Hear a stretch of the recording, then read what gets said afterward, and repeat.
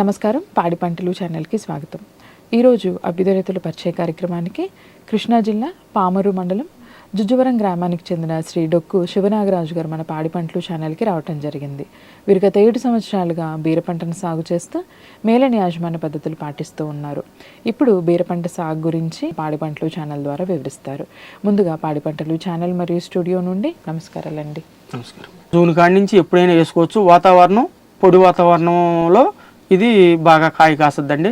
కుంట నెలలో వేసుకుంటే సేరున్నర పడతాయండి. శుభ్రంగా పైపాటు చేసుకుని ముంగల నాగలతో 2 సార్లు దున్నుకుని తర్వాత ఎడ్డతో పైపాటు చేసుకుని అడుక్కి 2 గింజలు 3 గింజలు వేసుకుంటా అరెకరంలో పైరు బేరెత్తనాలు గుచ్చేసుకుని మళ్ళా వేసిన బోదమ్మటే నాగలతో కప్పెట్టేసుకుని తడిపేసుకుంటే 5 రోజులకి మొలక వచ్చేస్తాయి. ఎర్రపాలెం బీరలు అనేది విత్తనం వేసిన కాడి నుంచి 35 రోజులు 40 రోజుల లోపు కాయ పడిపోద్దండి.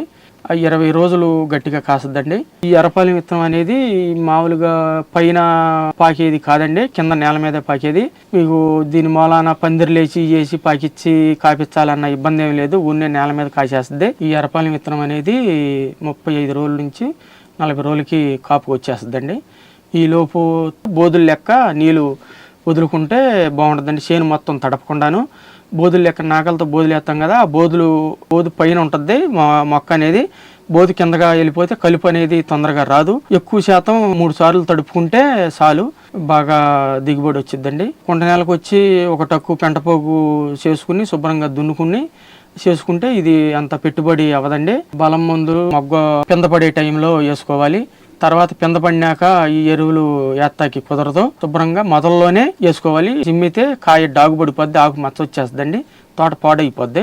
ఎప్పుడు వేసినా కానీ ఎరువులు ఈ 319 కానీ 1026 కానీ ఎప్పుడు కూడా మొదట్లోనే వేసుకుంటా ఉంటే దానికి కాయ ఓట అనేది బాగా పనిచేస్తుందండి. పల్లాకు కానీ తెల్లదోమ ఎర్నాలు కానీ ఏమన్నా వస్తే లానో కానీ ఈ ఫైడ్ ప్యాకెట్లు కానీ పితోరా పురుగు మందు కానీ ఏదైనా పురుగు మందు 2 సార్లు పిచికారీ చేసుకుంటే ఈ ఎర్రపాలెం బీరలకి పెట్టుబడి అంత ఉండదండి. వాతావరణం బాగుంటే 20 రోజులు కాసద్ది. ఈ మార్కెటింగ్ పామర్ కానీ బందర్ కానీ వేసుకెళ్లి అమ్ముకుని వచ్చేస్తామండి. ఆ మార్కెట్ రేట్ని బట్టి కాయ మనకి సేల్ అవుద్ది.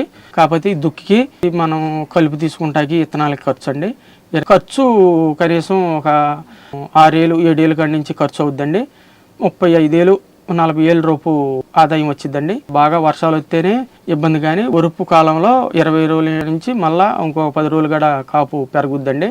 వర్షాలు రాకపోతే కనుక ఇంకొక 10 రోజులు శుభ్రంగా కాస్తాయి కాయ. ఇది ఎర్రపాలెం అనేది రైతుకి నాణ్యంగా కాయ బాగుంటుందండి. బీర పంటలో పాటించవలసిన పూర్తి యాజమాన్య పద్ధతుల గురించి, ఖర్చు ఆదాయాల గురించి కూడా రైతు సోదరులకు చాలా చక్కగా వివరించారండి. ధన్యవాదాలు.